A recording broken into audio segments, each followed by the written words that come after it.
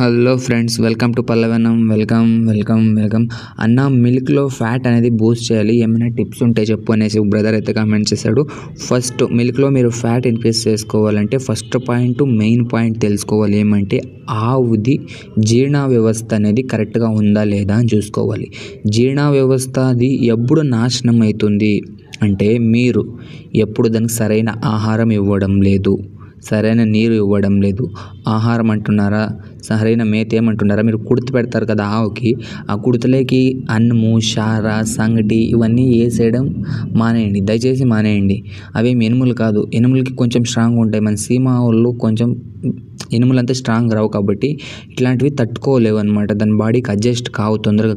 మీరు అనుకోవచ్చు తింటా ఉంటాయి, బాగుంది, బాగా మేత కూడా మేస్తాయి, తిన్న తర్వాత కూడా దాని లోపల అజీర్ణం అనేది. ఇప్పుడు ఒక తాతకి ఎక్కువ గ్యాస్ వచ్చేస్తుంది, ఒక అంకల్ తీసుకోండి, ఒక అంకల్కి ఎక్కువ గ్యాస్ ఉంటుంది, కడుపు పెద్దగా ఉంటుంది గ్యాస్ ఉండి, కానీ అంకల్ బాగానే తింటూ ఉన్నాడు అంటే మీ ప్రకారం మా అంకల్ హెల్తీగా ఉన్నాడు అన్నట్లా.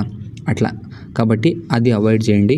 అండ్ ఇంకొకటి, మిల్క్లో తొందరగా ఫ్యాట్ ఇంక్రీజ్ కావాలా అంటే దానికి న్యూట్రిషన్ అనేది చిక్కాల. న్యూట్రిషన్ ಯಾವ దాంట్లో దొరుకుతుంది అంటే నాకు తెలిసిండేటైతే శనగ చెక్క వస్తుంది కదా, శనగ చెక్క లేదా పత్తి గింజల పొడి, సూర్యకాంతపు చెక్క అండ్ అలసందలది కూడా వేసుకోవచ్చు.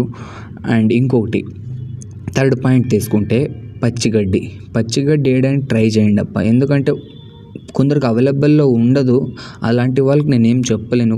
కొందరికైతే అవైలబిలిటీలో ఉంటుంది కదా, అట్లాంటి వాళ్ళంతా పచ్చిగడ్డి వేసుకోవడానికి అయితే ట్రై చేయండి. అప్పుడు కూడా దాంట్లో పచ్చిగడ్డలో కొంచెం పౌష్టికాంశాలు ఎక్కువ ఉంటాయి కాబట్టి పాలు పెరిగే ఛాన్సెస్ ఉంటాయి. అండ్ ఇంకొకటి మెయిన్ ఇంపార్టెంట్ పాయింట్ ఏందబ్బా అంటే నీళ్ళు కొందరైతే ఆవులకు నీళ్ళే ఇవ్వరబ్బా. ఒక ఎగ్జాంపుల్ తీసుకుంటే, ఒక ఆవు రోజుకి 10 లీటర్లు పాలు పిండుతుంది అంటే దాని బాడీలో నుంచి 10 లీటర్ నీరాంశం వెళ్ళిపోతుంది. దాని చేతికి ఆవు గంజి పోసిందంటే అక్కడ ఒక 10 లీటర్ల పాలంటే నీరాంశం అనేది వెళ్ళిపోతూ ఉంటుంది. మీరు దాన్ని అర్థం చేసుకోవాలి. ఒక రోజుకి ఒక ఆవు బాడీ నుంచి 20 నుంచి 30 లీటర్లు నీరాంశం అనేది వెళ్ళిపోతా అంటే దానికి ఎక్కడి నుంచి నీళ్ళు కావాలి? లేదు, మీరు ఎండగడ్డేస్తారు, దాంట్లోనూ నీరాంశం ఉండదు, నీళ్ళు అనేటివి తక్కువ పెడతారు, మీరేందో పనుల్లో బిజీగా ఉండి.